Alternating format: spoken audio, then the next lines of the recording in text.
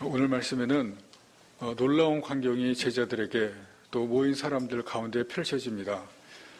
예수님께서 이 모인 사람들 보는 그 가운데서 그대로 하늘로 올려져서 더 이상 보이지 않게 되는 우리가 말하는 승천, 놀라운 광경입니다. 만약에 우리 눈앞에서 이러한 광경이 펼쳐졌다면 우리도 너무나 놀라운 이 사건 가운데서 더 이상 할 말을 잃을 것입니다. 제자들이 이런 놀라운 광경을 지금 보게 되는 것이 성경에 기록되어 있습니다. 예수님이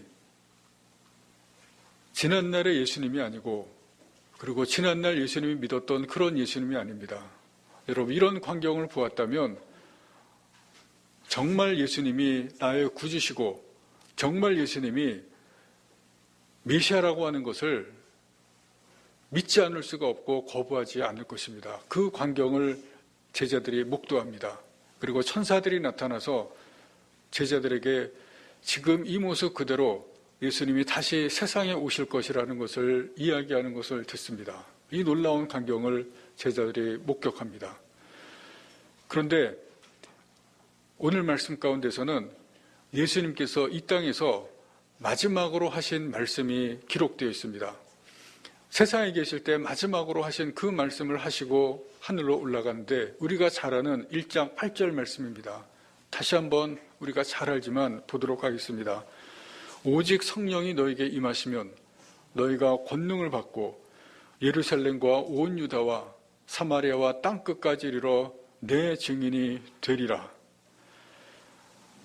제자들이 놀라운 광경을 목격한 것도 있지만 오늘 예수님께서 마지막 하신 이 말씀 가운데는 놀라운 말씀이 담겨 있습니다. 제자들에게 그리고 모여있는 모든 사람들에게 예수님께서 놀라운 말씀을 하고 계십니다. 오늘 이 시간에 이 말씀을 또 이 말씀의 의미를 우리가 함께 나누고자 합니다. 첫 번째 예수님의 놀라운 말씀의 내용은 성령이 그들에게 임한다는 그러한 말씀입니다. 성령은 하나님의 영입니다. 지금 여기 모인 모든 사람들이 성령이 하나님의 영이라고 하는 그 사실은 다 알고 있었습니다. 왜냐하면 이 사람들은 구약을 이미 알고 있는 사람들이고 구약에 하나님의 영에 대해서 부분적으로 기록하고 있는 내용이 있습니다. 사무엘이나 엘리야와 같은 하나님의 선지자들이 하나님의 영을 받아서 예언하고 있다는 것을 구약에서 말씀합니다. 그리고 우리가 잘 아는 다윗도 성령에 감동되어 있다는 것을, 성령에 감동했다는 것을 구약에 기록합니다. 그래서 여기 모인 사람들은 성령에 대해서는 이미 잘 알고 있습니다. 그런데 예수님께서 무슨 말씀을 하시냐면 그 하나님의 영, 거룩하신 성령이 너희에게 임한다. 그렇게 지금 말씀합니다. 거룩한 영, 하나님의 영이 너에게 임한다는 이 놀라운 말씀을 그 모인 모든 사람들에게 하시고 있습니다. 너희가 그 거룩하신 영을 받는다는 것입니다.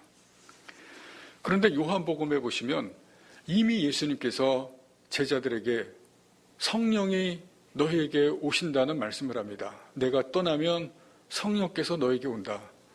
그런데 그때는 제자들이 그 말씀이 무슨 말씀인지를 이해하지를 못합니다. 왜냐하면 예수님에 대한 확실한 믿음을 아직 갖고 있지를 못합니다. 그런데 지금은 상황이 완전히 달라집니다.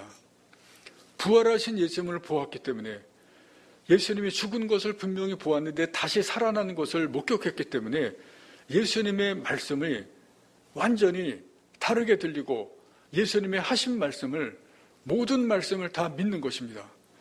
그래서 지금의 말씀은 그 전에 예수님의 말씀과 다르게 들립니다. 그런데 그 말씀이 무엇이냐면 하나님의 영이, 구약에서 말씀하신 그 거룩한 영이 자기들에게 임한다고 말씀합니다. 놀라운 말씀을 하고 계시는 것입니다. 그리고 사도행전 2장에서 우리가 아는 것처럼 예수님의 말씀대로 하나님의 영이 제자들에게 강림했습니다. 거룩하신 하나님의 영이 모여있는 모든 사람들에게 임했습니다. 놀라운 일이 일어났습니다. 그리고 사도행전에 보시면 이 사람들뿐만이 아니라 믿는 사람들에게도 성령께서 임하십니다. 이것은 무엇을 우리에게 말씀하시냐면 사도행전에 나타나는 사람들뿐만이 아니라 우리들에게도 성령께서 임하신다는 것을 말씀합니다. 8절 말씀에 너희에게 성령이 임하신다 말씀했는데 이 너희는 우리도 포함하시는 말씀입니다. 성령은 누구에게나 임한다는 것입니다. 사도행전에서 교회가 시작하고 사도행전에서 기독교가 시작했습니다. 기독교가 시작된 이 역사리로, 교회가 시작된 역사리로 수많은 사람들에게 성령이 임하시는 것을 기독교 역사가 보여줍니다. 그리고 어떤 지역에서 성령의 바람이 일어나면 그 지역에 부흥이 일어나는 것을 기독교 역사에서 보여줍니다. 우리 한국 기독교 역사에도 1907년에 대부흥 운동이 일어났습니다. 그때 성령께서 임하시는 것을 우리에게 보여줍니다. 성령께서 우리 한국에도 임하시고 그리고 한국에도 부흥의 역사가 일어난 것을 보여주고 있습니다. 올해 우리 교회와 또 우리 성도들에게, 여러분들에게 성령께서 임하시기를 바랍니다. 성령께서 각 사람에게 임하셔서 구원할 사람은 구하시고 구원하시고 변화시켜 주실 사람은 변화시켜 주시고 새롭게 할 사람은 새롭게 하시는 그런 놀라운 한 해가 될 수 있기를 간절히 바랍니다. 그런데 오늘 이 말씀 가운데서 성령이 너에게 임한다 하는 이 말씀에는 아주 중요한 것 한 가지가 있습니다. 이 말씀에는 주도권이라고 하는 문제가 있습니다. 성령은 주도권이 성령에게 있다고 하는 것을 여기에 말씀하고 있습니다. 사람에게는 주도권이 없다는 것입니다. 다시 말하면 주권의 문제입니다. 성경에서 일관되게 말씀하시는 것이 있습니다. 우리에게 가르치는 것이 있습니다. 주권은 사람에게 있어 본 적이 없다는 것입니다. 주권은 하나님에게만 있다는 것을 성경은 가르칩니다. 성령은 하나님이십니다. 삼위일체 가운데 계시는 하나님이시고 그래서 성령께서 주권을 가지고 계시다는 것을 우리에게 분명히 말씀합니다. 주권적으로 성령께서 역사합니다. 내가 성령의 충만을 받고 싶다고 해서, 내가 성령의 임재를 받고 싶다고 해서 내 마음대로 된다는 것이 아닙니다. 성령께서 주권적으로 임재하시는 그 사람에게 성령이 임한다는 것을 우리에게 분명히 가르쳐 주시고 말씀합니다. 1장 5절 말씀에 어제 보신 말씀 가운데서 성령으로 세례를 받는다. 성령 세례가 5절 마지막에 나옵니다. 이 성령 세례는 우리가 받는 물 세례와 다릅니다. 물 세례, 우리가 받는 그 세례 가운데는 입술로 예수님을 구주로 고백하는 그 고백이 있어야 세례를 받습니다. 내가 입술로 고백해야 세례를 받는 의지적인 부분도 있다는 것입니다. 전에도 말씀을 드렸지만 현대그룹의 현대건설의 부장님 세례를 주려고 했는데 마지막 순간에 세례문답 다 받고 나 세례 못 받겠다. 그렇게 해서 세례를 못 드린 분이 있다고 말씀을 드렸습니다. 자기 입술로 예수님을 구주라고 고백을 못하겠다는 것입니다. 그러면 세례를 받을 수가 없습니다. 세례를 주고 싶어도 줄 수가 없습니다. 그 물세례입니다. 그런데 성령 세례는 다릅니다. 성령 세례는 성령의 의지고 성령의 주권입니다. 그럼에도 불구하고 여러분, 우리가 이 부분에서 성령의 임하심을 위한 간절함이 있고 그리고 성령의 충만함과 인재를 위해 간절하게 기도해야 하는 부분이 있습니다. 나에게 간절함이 있고 성령의 충만함과 인재를 해서 간절하게 기도할 때 성령께서 우리에게 임하십니다. 여러분, 우리가 그것을 알아야 됩니다. 그래서 이 한 해에 새해에 우리가 맞으면서 성령의 임재를 위한 간절함을 다시 우리 안에서 살려내시고 죽은 그것을 위해서 다시 성령의 간절함을 위해서 기도하시고 성령께서 임하시기 위해서 기도하시는 여러분들이 되시기를 바랍니다. 그래서 우리 안에 성령께서 다시 임하시고 찾아와 주시는 그 은혜가 임하셔서 이 한 해가 성령께서 우리와 함께 하시고 임하시는 귀한 한 해가 될 수 있기를 바랍니다. 두 번째는 예수님께서 말씀하시는 놀라운 말씀은 권능을 받는다고 말씀합니다. 성령께서 우리에게 권세와 능력을 주시고 성령께서 우리에게 권세와 능력을 주시면 우리가 권세와 능력을 소유하신다는 것을 예수님께서 말씀합니다. 어제도 말씀드렸지만 성령은 능력입니다. 성령은 전능하신 능력을 가지고 계신 하나님이십니다. 진리가 사건이 될 때 그 사건을 믿게 하시는 그 능력이 바로 성령이라고 말씀을 드렸습니다. 아무리 진리가 있지만 진리는 외떨어진 동떨어진 그러한 진리에 불과하지만 그것이 우리에게 사건이 됩니다. 그런데 그 사건을 믿게 하시는 것이 우리 안에서 믿게 하시는 것이 바로 성령이고 성령의 능력입니다. 여러분 전도에도 아무리 전도해도 안 믿는 사람이 있습니다. 아무리 성경을 가지고 설명을 하고 복음을 전해도 안 믿는 사람이 있습니다. 그런데 그 사람 마음 가운데서 성령께서 역사하시고 성령께서 그 마음을 움직이시고 성령께서 그 마음을 주관하셔서 깨달아지지 않는 것을 성령께서 깨닫게 하시고 알아지지 않는 것을 성령께서 알아지게 하시고 성령께서 그 마음속에 믿어지게 하시면 그 사람이 믿게 됩니다. 그 사람이 구원을 받게 됩니다. 그렇게 하시는 능력이 성령의 능력입니다. 그것이 성령의 구원의 능력이라는 것입니다. 여러분 우리가 예수를 믿지만 죄를 짓습니다. 우리가 아무리 이기려고 해도 죄를 이길 수가 없는 것이 우리 안에 있습니다.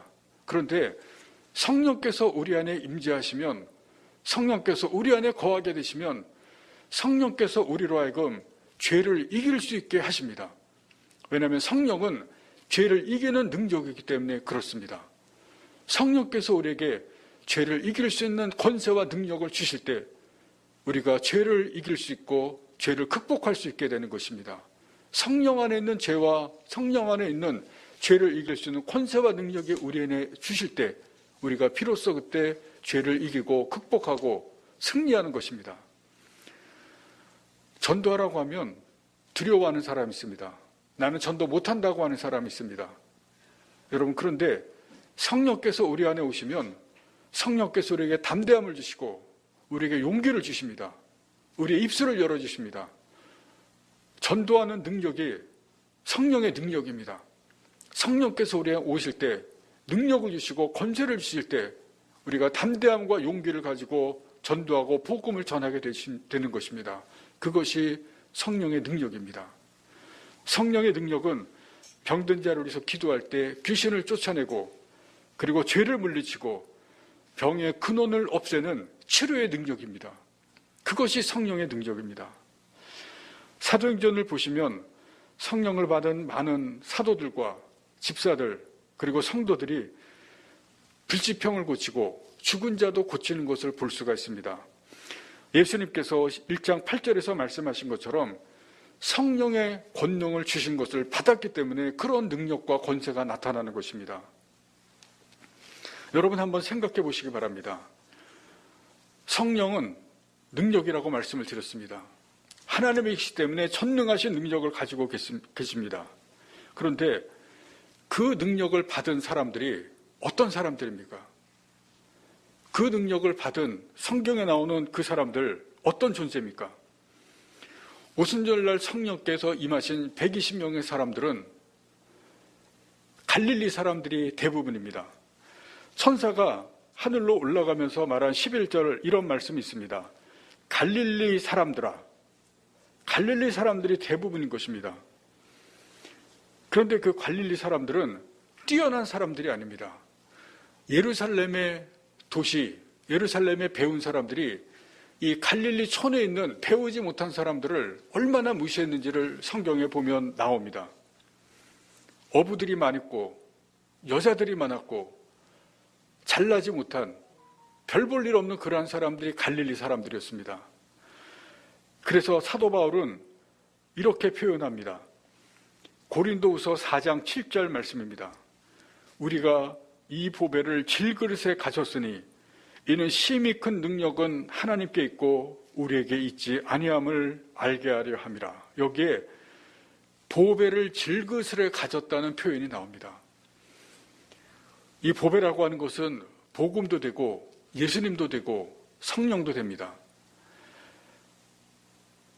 보배를 다른 것이 아닌 질그릇에 담았다는 것입니다. 이 중에 값비싼 보석을 가진 분이 계실 텐데 그 값비싼 보석을 아무런 컵에 담는 분이 계십니까? 집에 식탁 위에 있는 그런 흔한 컵에 아주 값비싼 보석을 담아두는 분은 없을 것입니다. 아주 비싼 롤렉스 시계가 있다 그러면 그것을 택배 박스에 그냥 아무렇게나 담아두는 분도 없을 겁니다. 명품백을 검은 비닐봉지에 담아두고 보관하는 그런 분도 없을 것입니다. 그런데 지금 사도 바울이 말씀하는 것은 하나님의 보배 중에 보배인 복음과 성령을 흙으로 군 아주 흔한 아주 싸구려인 그런 질그릇에 담았다고 말씀합니다. 성령의 전능하신 능력을 질그릇에 담았다는 것입니다. 그 질그릇이 바로 초대교회 성도들이고 바로 여기 있는 우리들입니다.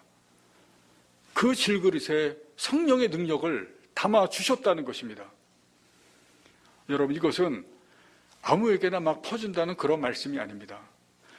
성령께서 권세를 주시는 사람은 자신을 질그릇처럼 아무것도 아닌 존재로 생각하는 사람이라는 뜻입니다.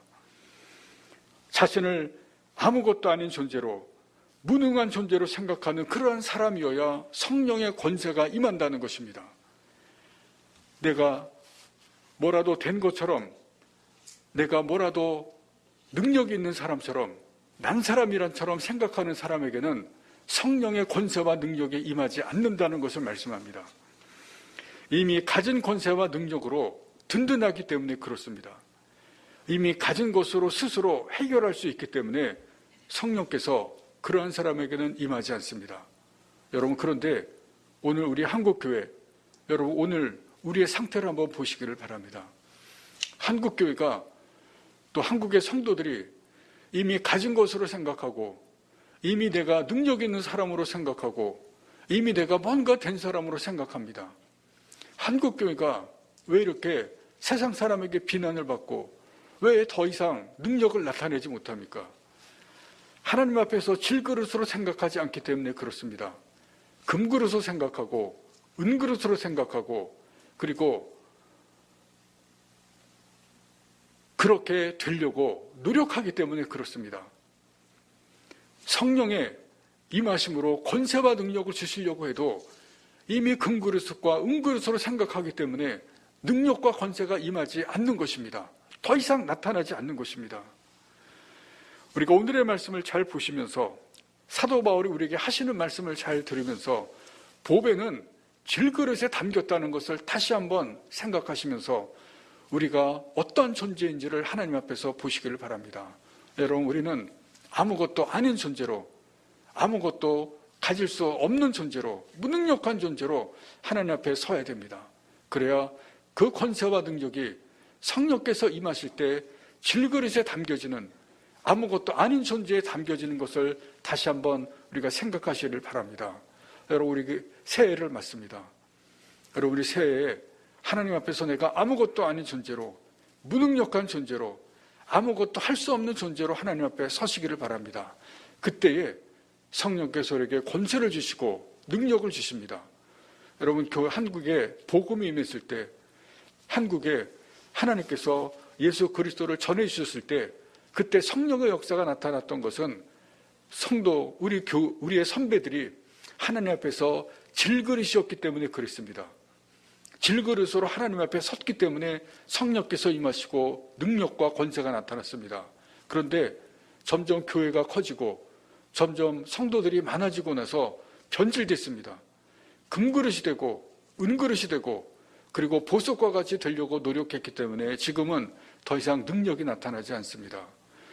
여러분, 2022년도를 맞으면서 우리가 다시 하나님 앞에 질그릇이 되어서 그 질그릇에 성령의 권세와 능력이 담겨질 수 있기를 간절히 바랍니다. 세 번째는 성령이 임하시고 권능을 주시는 목적입니다. 8절 마지막에 내 증인이 되리라 말씀합니다. 성령을 임하시고 또 권능을 주시는 목적은 증인이 되게 하려는 것입니다. 다른 목적이 아닙니다. 여러분, 증인이 무엇입니까? 증인이라고 하는 것은 자기가 보고 들은 것을 그대로 말하는 사람이 증인입니다. 재판에서 증인이 자기 생각을 말할 수가 없습니다. 증인으로 갔을 때 내 생각에는 이렇게 말하려고 한다 그러면 재판장이 혼을 낼 것입니다. 그런 말 하면 안 됩니다. 보고 들은 것만 말하십시오. 그렇게 제지할 것입니다. 증인은 자기가 경험한 것만 말하는 사람이 증인입니다. 자기가 보고 들은 것만 말해야 됩니다. 경험하고 본 것이 없으면 증인이 될 수가 없습니다. 재판석에 섰을 때 내가 본 게 없다, 나는 들은 게 없다고 하면 그 사람은 쫓겨납니다. 증인의 조건은 본 것이 있고 들은 것이 있고 경험한 것이 있어야 됩니다. 그 사람이 증인입니다. 증인이라고 하는 헬라어는 말투리아라고 하는 단어인데 이것을 영어로 번역하면 마터가 됩니다. 순교자라는 뜻입니다. 무슨 얘기냐면 증인은 피 흘리기까지 목숨 걸고 증거하는 사람이 증인입니다. 그래서 증인에게는 경험한 것을 증거할 책임이 있어야 됩니다. 목숨 걸고 내가 보고 들은 것, 내가 경험한 것을 증거할 책임이 증인에게 있다는 것을 성경에서 마터라고 하는 그 단어로 우리에게 가르쳐 줍니다. 성령께서 이 권능을 주시는 이유 무엇이냐면 보고 들은 것, 경험한 것을 목숨 걸고 피 흘리기까지 증거하라는 책임을 주신다고 하는 그러한 말씀입니다. 오순절날 120명에게 성령께서 임하셨습니다. 그런데 이 장을 보시면 성령을 받은 이 사람들이 성령을 받은 받은 바로 다음에 한 일이 있습니다. 무엇이냐면 120명을 대표하는 12사도가 예루살렘의 사람들에게 복음을 전합니다. 성령을 받은 바로 다음에 복음을 바로 전합니다. 예수님의 증인이 된 것입니다. 예수님과 함께 있었던 일을 보았고 들었고 경험한 것을 예루살렘 사람들에게 전하는 증인이 된 것입니다.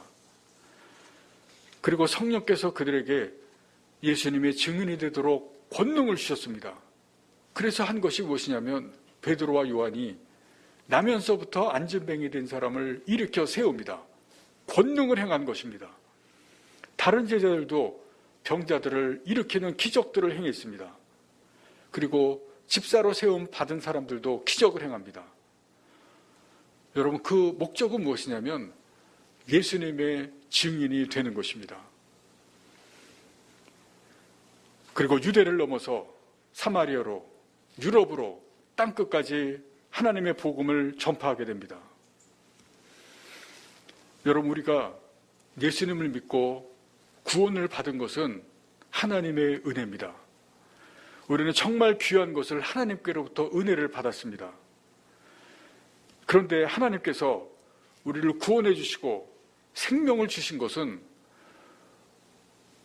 우리만 잘되고 우리만 평안하고 우리만 구원을 받으라고 하시는 그 목적이 있는 것은 아닙니다.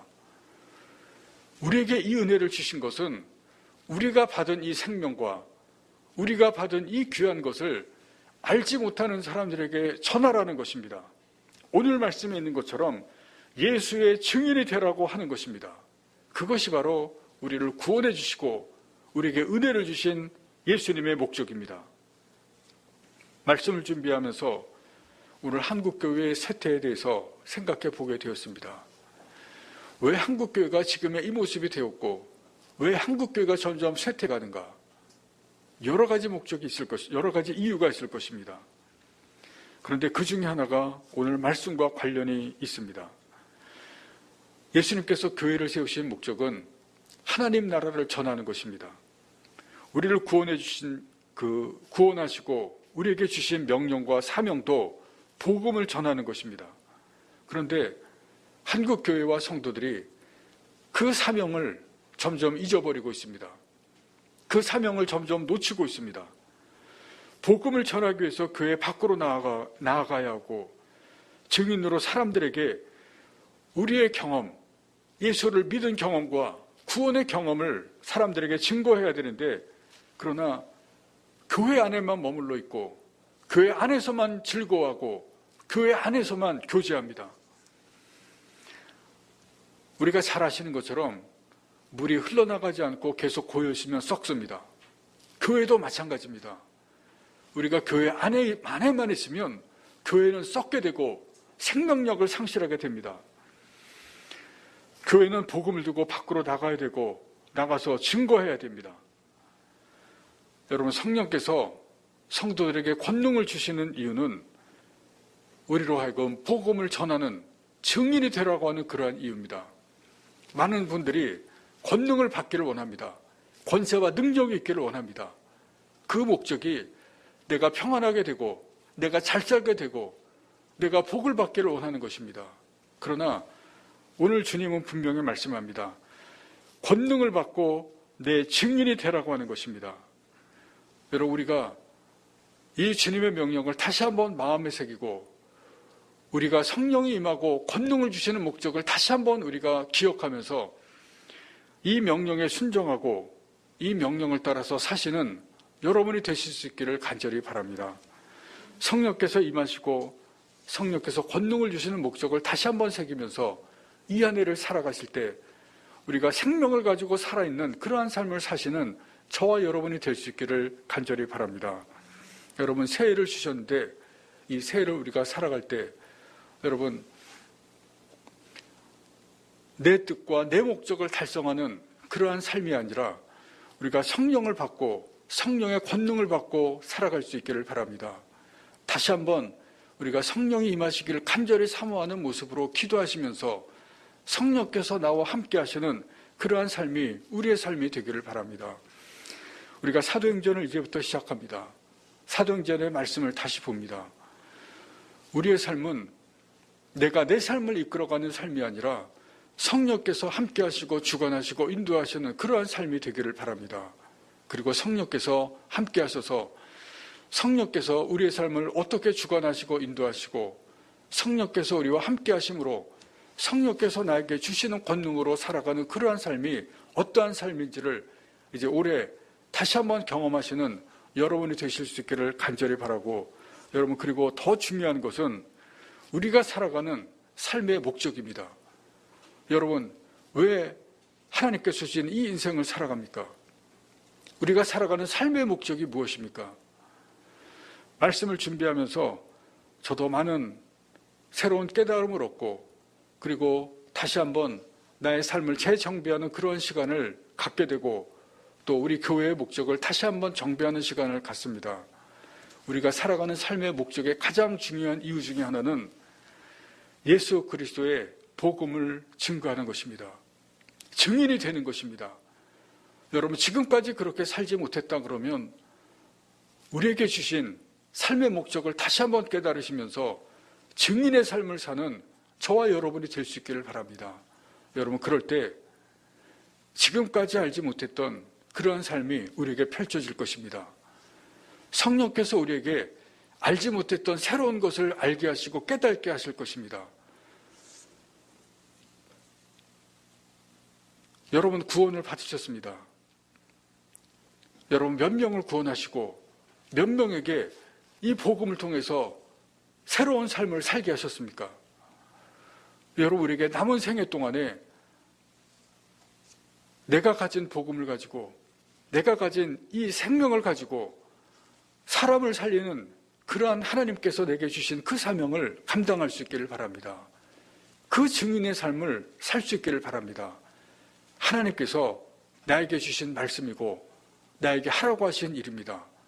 여러분, 그 일을 감당하실 수 있는 여러분이 되기를 바랍니다. 여러분, 그 일을 하려고 하실 때 분명히 말씀을 드립니다. 내 삶이 달라집니다.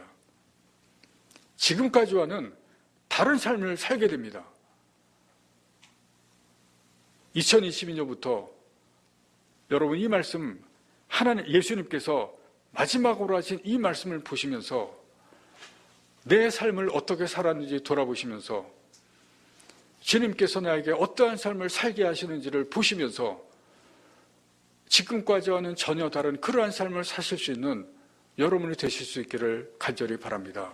그리고 우리 교회도 2022년부터 주님께서 새로운 삶과 새로운 목표를 주시는 그러한 교회가 되도록 우리가 힘쓰시기를 간절히 바랍니다.